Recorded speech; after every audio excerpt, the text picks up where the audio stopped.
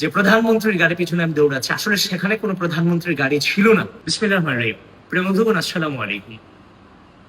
আপনারা সকলেই জানেন আজকে ঢাকা বিশ্ববিদ্যালয়ের মাটিতে বাংলাদেশের প্রধানমন্ত্রী জনাব তারেক রহমান এসেছিলেন। তো নিঃসন্দেহে এটা আমাদের কাছে একটা উচ্ছ্বাসের বিষয়। আমার দুটো প্রোগ্রাম ছিল, একটা সিনেটে, একটা সমাজবিজ্ঞান ভবনে। তো যেহেতু উনি প্রধানমন্ত্রী ঢাকা বিশ্ববিদ্যালয়ে আসবেন, সেক্ষেত্রে আমাদের তো কিছু দায়িত্ব অবশ্যই সেখানে থাকে নিঃসন্দেহে।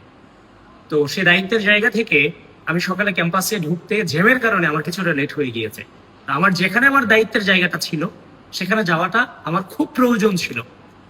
তো আমি দেখতে পেলাম একটা ভিডিও কেন্দ্রিক বিভিন্ন ভোট বাহিনী এটা নিয়ে বিভিন্ন ধরনের নেগেটিভ ছড়ানোর চেষ্টা করে যাচ্ছে যে প্রধানমন্ত্রীর গাড়ি পিছনে আমি দৌড়াচ্ছি, আসলে সেখানে কোনো প্রধানমন্ত্রীর গাড়ি ছিল না।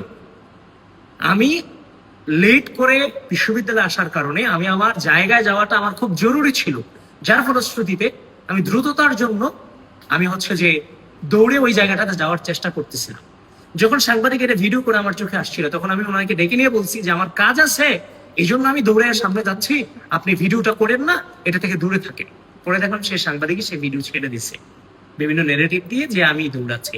একটু আগে দেখলাম যে জাকসুর এভি জুবাইর এটাকে পোস্ট করেছে, তখন তাকে আমি ফোন করেছি, ফোন করে জিজ্ঞেস করলাম যে এই ভিডিওর আশেপাশে কি প্রধানমন্ত্রীর গাড়ি আছে? বলেছে না, প্রধানমন্ত্রীর গাড়ি তো নাই। বললাম তাহলে কেন ছাড়লা?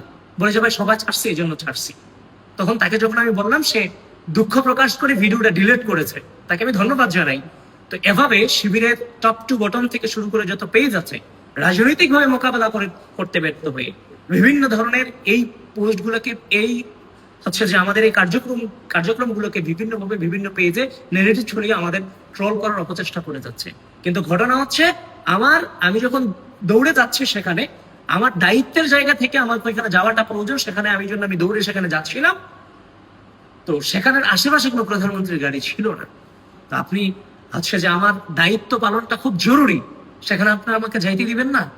আমি কিভাবে সেখানে গেলাম সেটা নিয়ে আপনি নেগেটিভ দাঁড়া করাই দিলেন। আপনি জানেন সেটা, কিন্তু আপনার রিচের কারণে আপনি আমার নামে মিথ্যা প্রভাবনা ছড়াবেন। আরে ভাই, আমি যদি দৌড়াইও যাকে শখের প্রধানমন্ত্রী বানাইছি, যার জন্য আমরা চেষ্টা করেছি, যিনি বাংলাদেশের প্রধানমন্ত্রী হবে, আমরা আমাদের রাজনীতির জীবনে এটা স্বপ্ন দেখেছি, আমাদের স্বপ্ন পূরণ হয়েছে। আমরা যদি দৌড়াই তাহলে প্রধানমন্ত্রীর গাড়ির পিছনে দৌড়াই, আমরা তো কোনো যে রিক্সার পিছনে দৌড়াই না। এটা কেমন কথা, আজব ব্যাপার।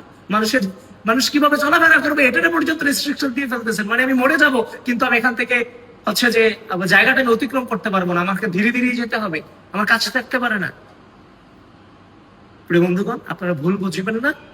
এই বট বাহিনীর অপপ্রচারে গা ভাসাবেন না। ধন্যবাদ সবাইকে। আসসালামু আলাইকুম।